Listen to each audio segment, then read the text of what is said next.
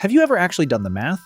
If you wake up at 7 in the morning, spend an hour getting to work 8 hours, then another hour to get home.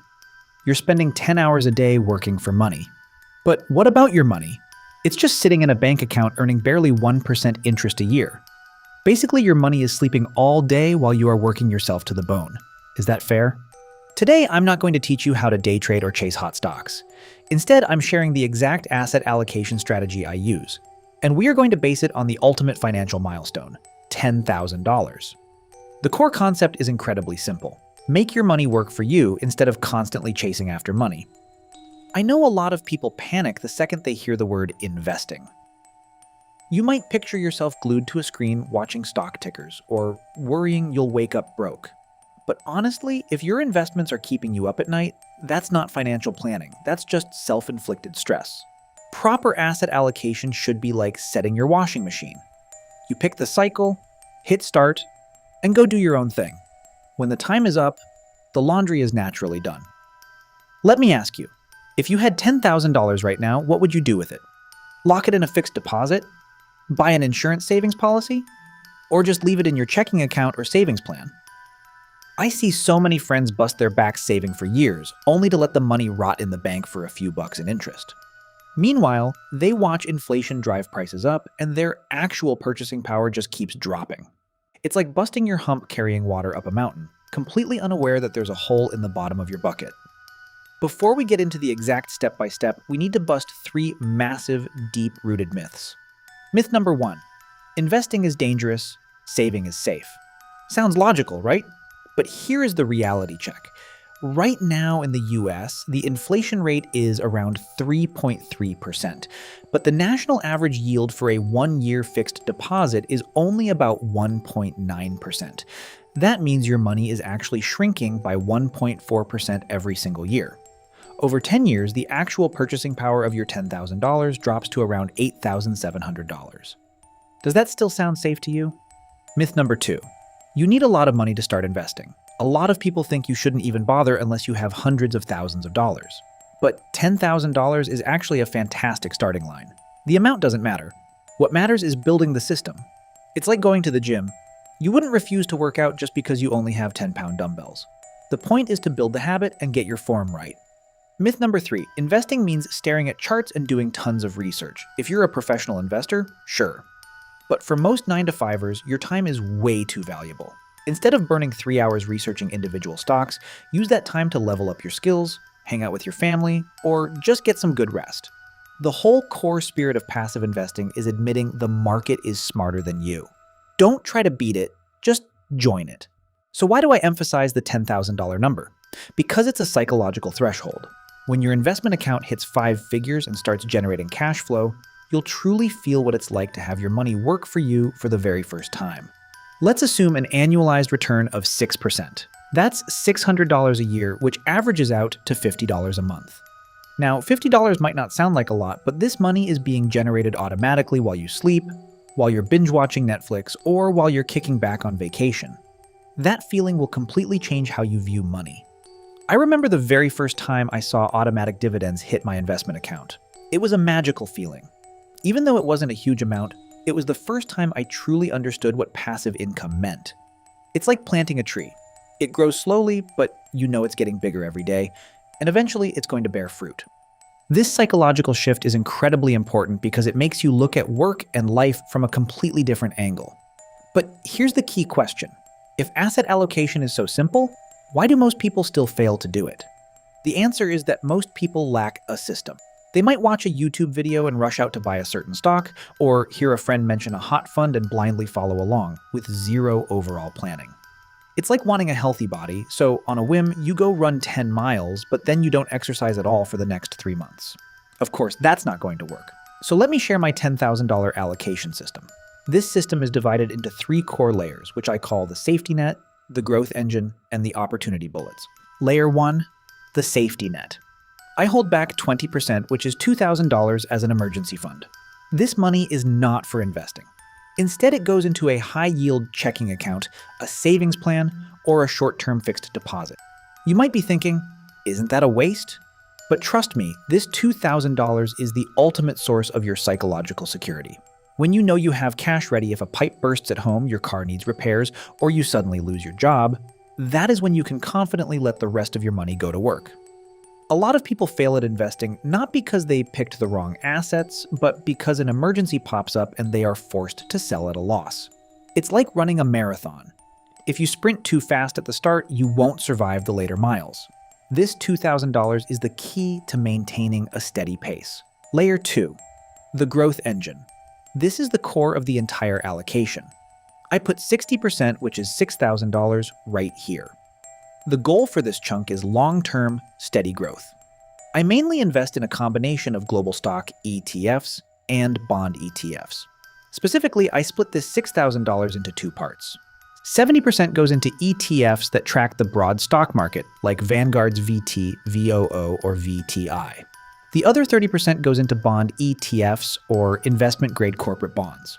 Why allocate it this way? Because stocks represent growth. Over the long term, annualized returns can hit 8% to 10%, but the volatility is higher. Bonds, on the other hand, provide stability. Even though the returns are lower, usually around 3% to 5%, when the stock market drops, bonds typically stay stable or even go up. Combining these two asset classes allows your portfolio to grow without experiencing wild, stomach-churning swings. Now, here is a major key point. Don't obsess over trying to buy at the absolute lowest point. Timing the market is impossible. Even professional fund managers can't do it consistently. A much better approach is dollar cost averaging, or do what I do. I take this $6,000 and divide it across 6 months, investing $1,000 every single month. This averages out your purchase cost, so you don't have to kick yourself if you drop it all in at once right before a market peak. Layer 3. Opportunity bullets. I hold the final 20%, which is $2,000, as flexible cash. The purpose of this money is to give you ammo to buy more when the market takes a clear dip. What counts as a clear dip?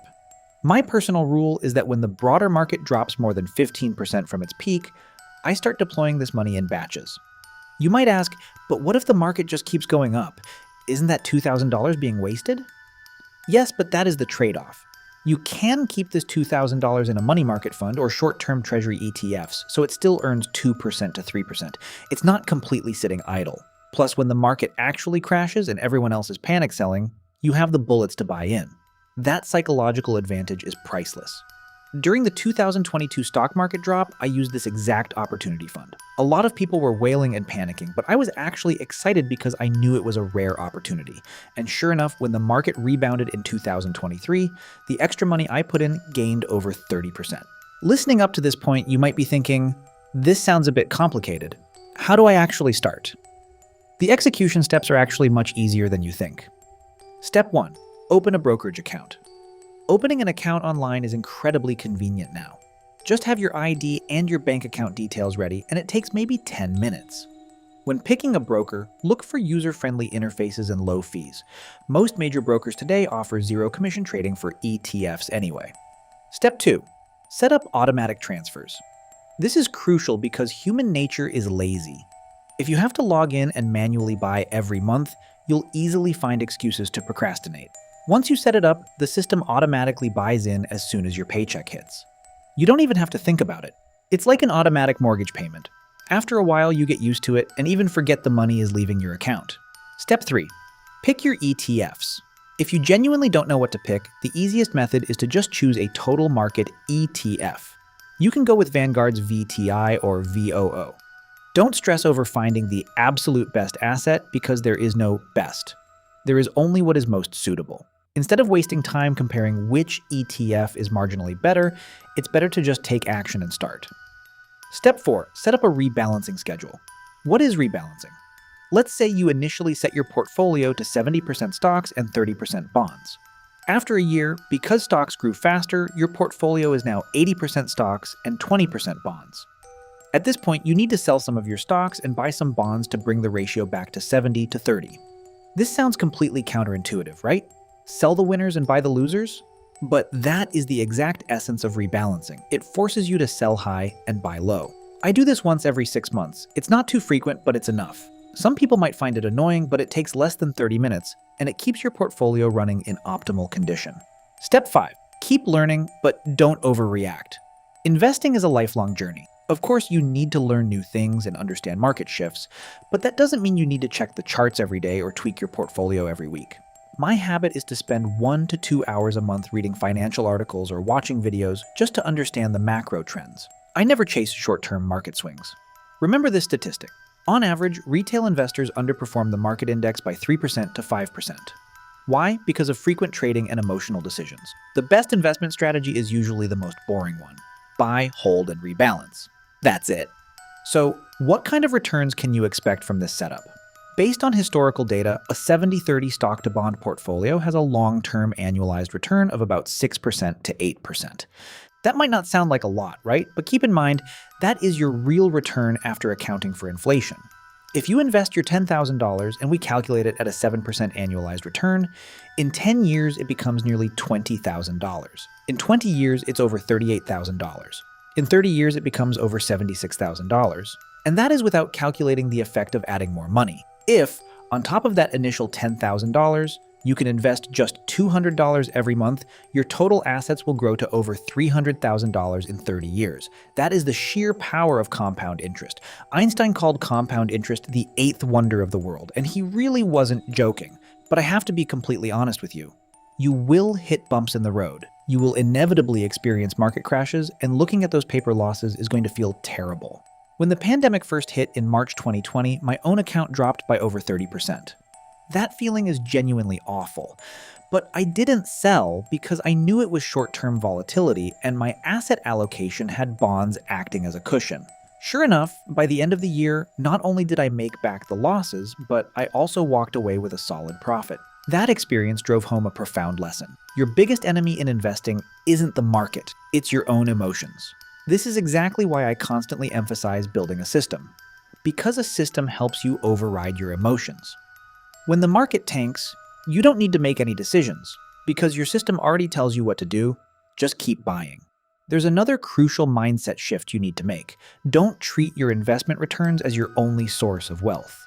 Investing is about making your money work for you, but your own human capital is actually your biggest asset. Think about it. If you are 30 years old right now making $60,000 a year, and you work until you are 65, that is $2.1 million in sheer salary alone. And that's not even counting future raises. So instead of stressing entirely over your investment portfolio's yield, invest in yourself. Learn new skills, gain experience, and build your network. These things will grow your income, which in turn gives you more money to invest. I have a friend who is a perfect example of this. He also started with just $10,000 to invest. But at the same time, he worked incredibly hard to level up his professional skills. Over a few years, his salary jumped from $60,000 to $120,000. Because his income increased, the amount he could invest every year went up, and his wealth compounded way faster. Now he's 38, his portfolio is sitting at over $100,000, and it just keeps growing every year. I know I've thrown a lot of information at you, so let's quickly summarize the key takeaways.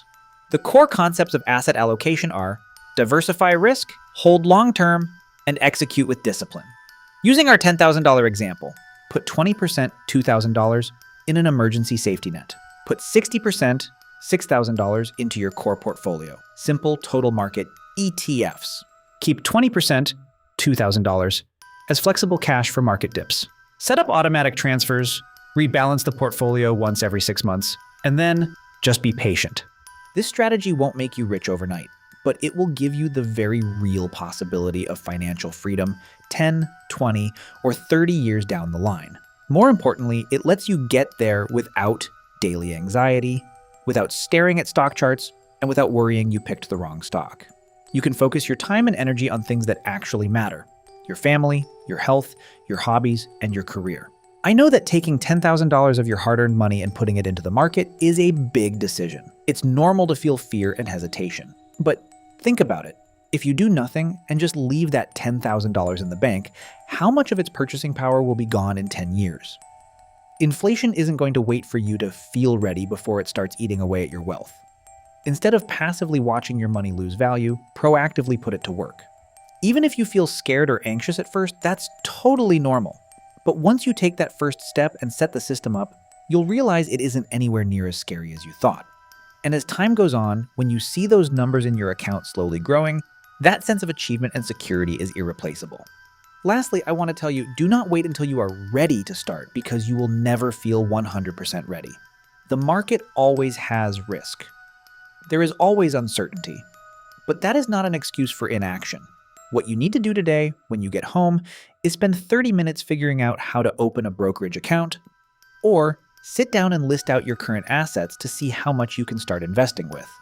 You don't have to do it all at once. You can start small.